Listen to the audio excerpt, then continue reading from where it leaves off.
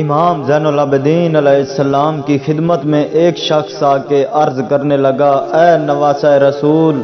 مجھے رمضان کے عشرے میں کوئی ایسا عمل یا وظیفہ بتائیں جس سے میرے گھر کی طرف غیب کے دروازے کھل جائیں، دعا قبول ہو جائے، پریشانیاں مصیبتیں ختم ہو جائیں۔ یہ کہنا تھا، امام سجاد علیہ السلام نے فرمایا، اے شخص یاد رکھنا،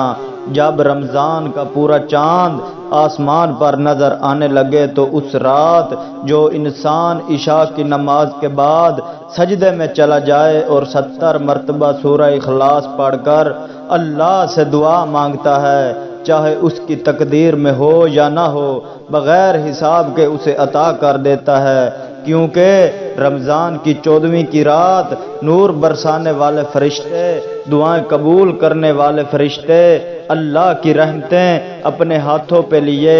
زمین پر پھرتے رہتے ہیں، اور جو انسان اس رات سچے دل سے عبادت کرتا ہے، اللہ کو یاد کرتا ہے، دل سے دعائیں مانگتا ہے، تو وہ تمام فرشتے اس انسان کی طرف متوجہ ہو جاتے ہیں، اور یوں وہ انسان دنیا و آخرت میں اپنی تمام دعائیں قبول پاتا ہے۔